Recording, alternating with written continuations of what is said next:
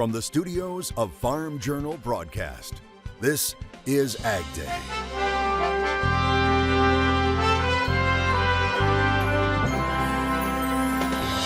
Making a choice to heal. I didn't really know how to cope with stress. How one farmer bravely battled back from stress and personal demons to share his story of success.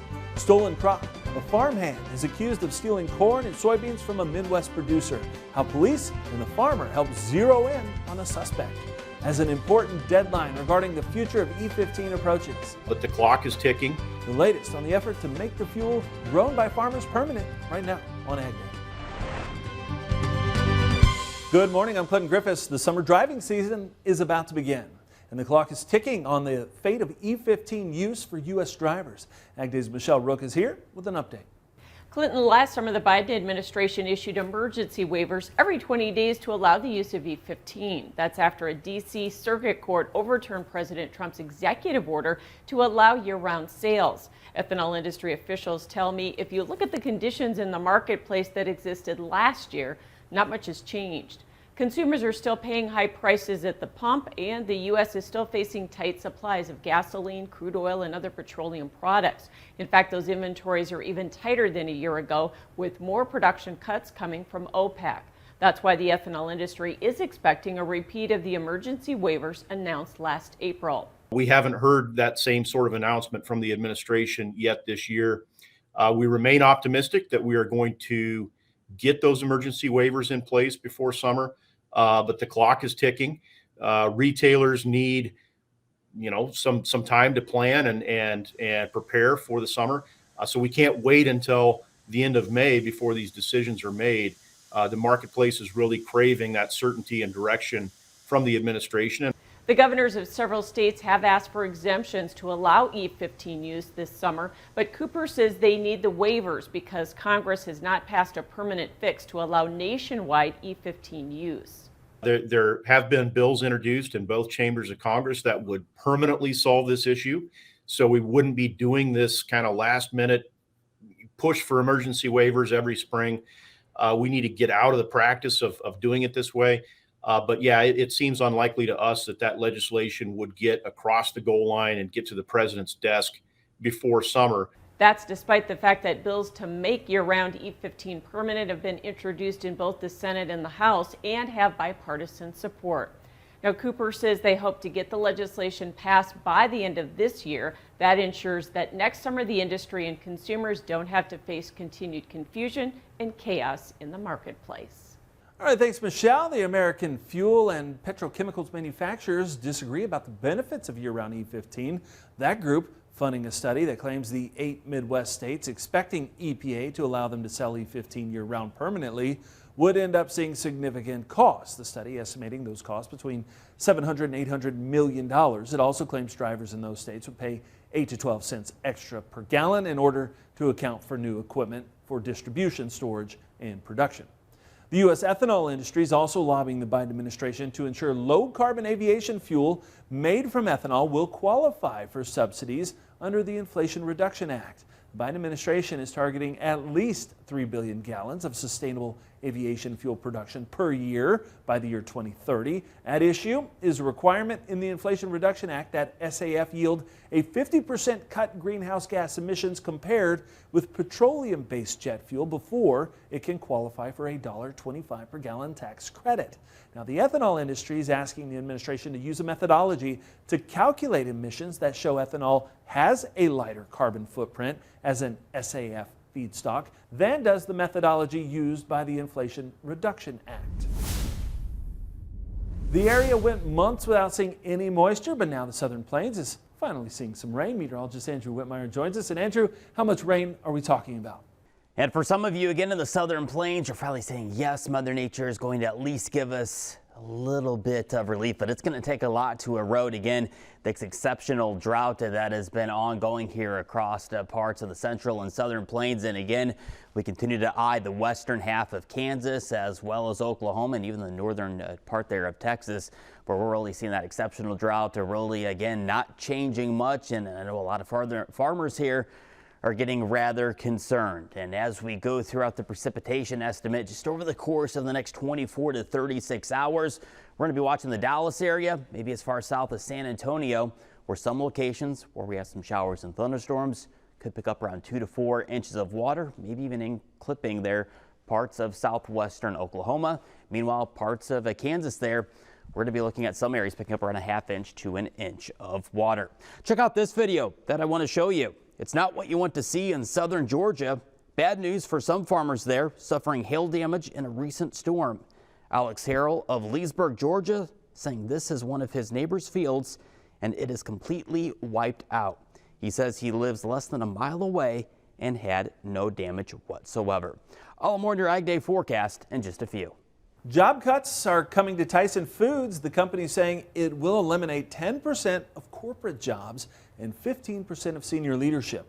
The news comes after the company announced last month it was closing 2 chicken plants. Now in February, the company missed Wall Street estimates for its quarterly profits. Tyson had predicted strong demand for chicken at supermarkets last November and December, and that chicken would fill a gap caused by reduced beef and pork production. But meat supplies turned out to be larger than expected.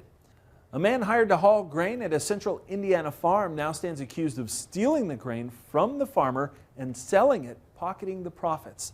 The Rush County Sheriff says 57-year-old Larry E. Estes was arrested on felony charges.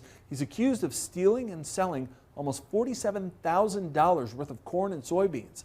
A police report says the farmer was notified by a grain elevator that the grain supply he was contracted to sell was short, and he faced fines. The farmer made contact with another elevator to try and figure out if his trucks were going there. The elevator stated it had offloaded 2 trucks, one in January and another in February. Now, the farmer did not have a contract to sell at that other depot.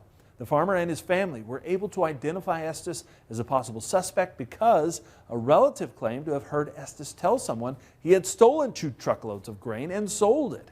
Now, investigators believe Estes actually sold to the other depot 4 times. Estes had hauled grain for them before for 15 years. He was arrested and charged earlier this month. Corn and wheat futures fall double digits. We'll have details coming up next. And later, the inspiring story of an Arkansas farmer overcoming stress and isolation to find hope in the future today in the country.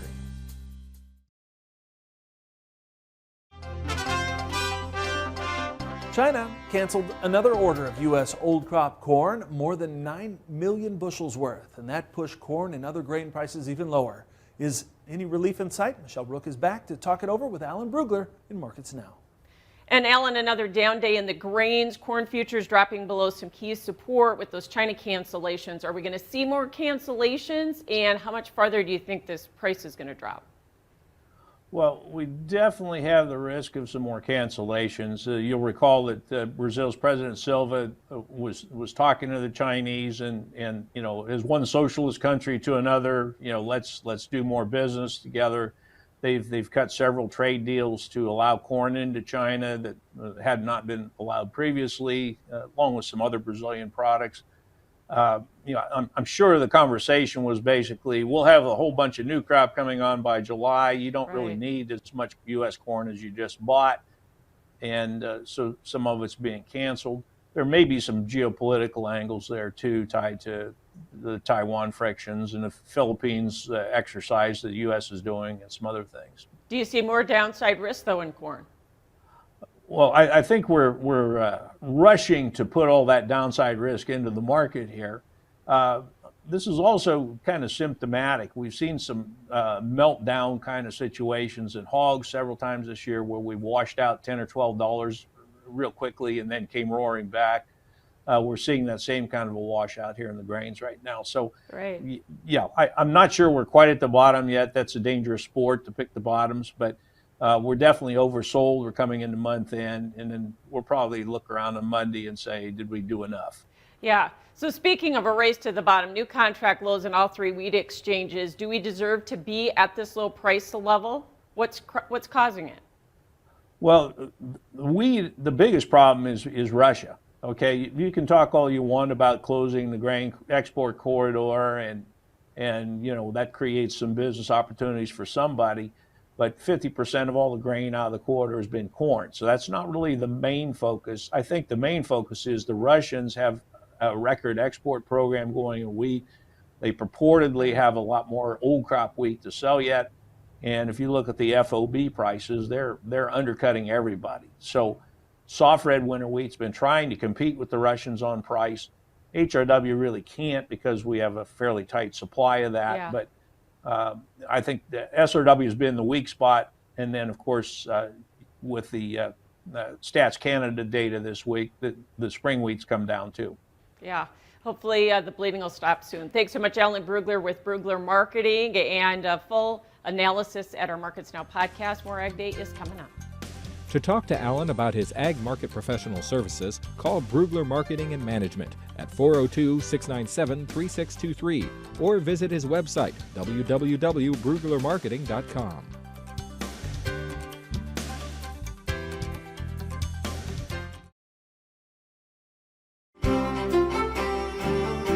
AgDay Farm Country Forecast is brought to you by Calhoun Superstructure, engineered fabric buildings serving the agriculture and fertilizer industries for over 30 years. Visit calhounsuperstructure.com/AG. That's calhounsuperstructure.com/AG. Checking out the recent root zone map here, and again, pretty much is reflecting what the U.S. Drought Monitor is showing. Is again, we're seeing those pockets of deep reds there up and down the plain states here. This is not good news. This is not what the farmers want to see.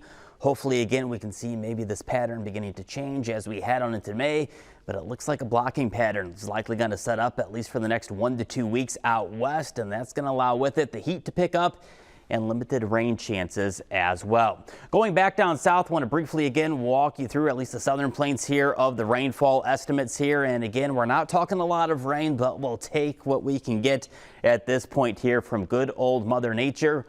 We'll even have to watch out for even a few severe thunderstorms for the Dallas area here for tomorrow, for this Friday, with even the potential here of a few tornadoes, some damaging wind, large hail. And again, we will be watching for at least some pockets here, some heavier rain, as we will be inundated here with some of those showers and thunderstorms. Walking through the jet stream here as we close out this week, and in fact, as we close out April, yes, this weekend brings an end to the month of April. And as we head on into Monday, that begins a new month here as we head on into May. Jet stream will feature a few low pressure systems around the Great Lakes and Midwestern states and eventually off around the East Coast. Here's this blocking pattern shaping up. You can kind of see that omega sign there. And whenever you see that, that's a strong blocking pattern that's likely going to just park itself off to the west here. And that could be with us for the next 1, maybe even 2 weeks into May. And that's going to heat things up out west, dry things out as well, and keep temperatures on the cooler side for the north and east, and potentially a little bit on the active side as well. Let's check out temperatures here on this Friday afternoon, and we're going to see temperatures very spring-like here across much of the country. Check out San Antonio, 90 degrees, 98 in Phoenix. That's a look around the country. Now let's take a look at your Ag Day select cities. Going over to Dallas, we'll be watching the potential here for some strong to severe thunderstorms developing throughout the day, high 78 degrees. Going over to Davenport, Iowa, we're going to be watching for major flooding ongoing, partly cloudy, high 73 degrees, and Northern California, sunny, mid-80s. Genetically modified pigs are helping researchers fight animal diseases. We'll have details next. And later, an Arkansas farmer shares his personal challenges in hopes of helping others know they aren't alone in the country.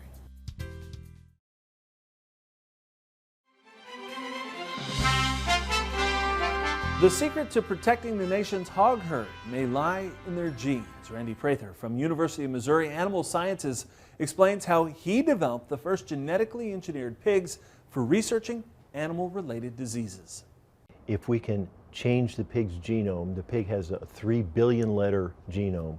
If we can change a few letters of that genome, we can make pigs resistant to diseases like porcine reproductive and respiratory syndrome virus, transmissible gastroenteritis virus, Seneca Valley virus.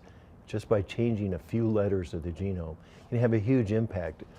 PRRS, for example, cost producers in North America, and this is decade-old information, estimated in North America to be $660 million a year. We have a solution for this disease. To genetically engineer the pigs so they're resistant to PRRS, it's really a pretty straightforward process. we can go in and do something called zygote injection. We get a freshly fertilized embryo, we inject some editing reagents, and it edits that 3 billion letter genome, and it can change just a couple letters, and that will make it so that the pig doesn't get sick. It doesn't see the virus.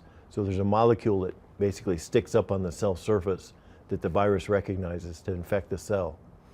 By changing a couple letters of the genome, you can get rid of that molecule, and now the virus has no way to get in. There's lots of variations for genetic engineering, and I use the broad term because it can be as simple as changing a couple letters of the genome, a 3 billion letter genome. It can be as elaborate as going to another species and getting their gene and putting it in the pig. So for example, we've taken a gene from C. elegans, which is a little roundworm, and the gene encodes a fatty acid desaturase. We put it into pigs. The pigs make their own omega-3 fatty acids. So we can kind of cut and paste, and so that's a little bit more elaborate type of genetic modification. The very simple one is to just change a couple letters, and in the case of PRRS, get rid of CD163, and the pigs don't get sick. We've done the same thing with another protein called aminopeptidase N, another molecule that sticks up on the cell surface. In this case, transmissible gastroenteritis recognizes that molecule. You get rid of it, the pigs don't get sick. And our thanks to Kansas State University for sharing that story. Up next, overcoming stress and isolation in farming. We'll meet an Arkansas farmer who overcame several personal struggles and wants others to know they aren't alone in the country.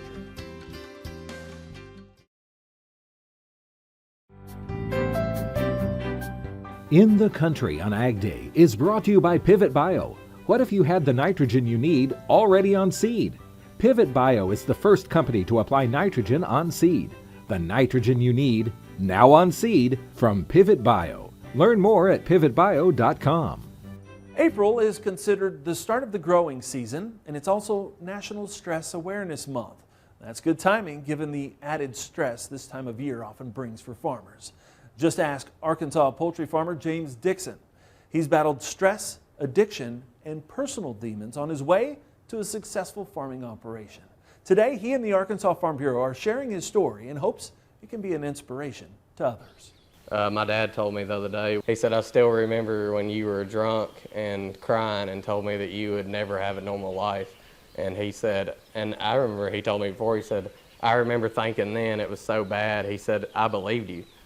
My name's James Dixon. I'm a contract grower for Georgia's Incorporated. I bought my first farm in March, February 2013, but I always wanted to expand my operation. And as soon as I got enough equity to, I thought I could make that happen. I didn't really know how to cope with stress when I bought my first farm when I was at the age of 23. And a lot of it was, I guess, isolation. And I was single, you're self-employed, you don't have anybody to answer to. Things finally slowed down, and I dealt with it by drinking. And like I said, you don't have anybody to answer to, you don't have anybody to tell you, hey, you might not should drink at this time of the day. And I mean, it's just, so it's a lot easier versus someone who goes into work somewhere to get out of control. And that's what happened to me is I started coping by drinking, and before I knew, it wasn't a choice anymore. It was, I mean, my body was addicted to alcohol, and I didn't know how to stop. I don't know. I mean, it's weird how bad things got, and then it's just like everything. And things aren't always great, but when you compare it to that, I mean, I got it made now. I mean, and meeting Ashton, I mean, like my dad told me, I never thought I would have a normal life again. But so, I mean, there is hope. I mean, it's just a lot of people don't want to talk about it, and they don't want to. The hard thing is reaching out. That's the hardest thing. I mean, the hardest thing I probably ever did in my life was call my dad in the middle of the night and tell him I need help. Farmers think that it's a sign of weakness to ask for help. Not just farmers in general, but men, I mean, and women too, I'm sure struggle with the same thing, but that it's a sign of weakness. But if you actually take that hardest step and reach out, you realize you're not. I mean, and there's a whole world out there of people going through the exact same thing you are, and just people don't want to talk about it. But that's why I said the hardest thing and the best thing you can do is reach out, because once you do, you'll realize you're not alone, and I mean, you're not. So Our thanks to the Arkansas Farm Bureau for sharing that story. That's all the time we have this morning. We're sure glad you tuned in. From all of us here at AgDay, I'm from Griffiths.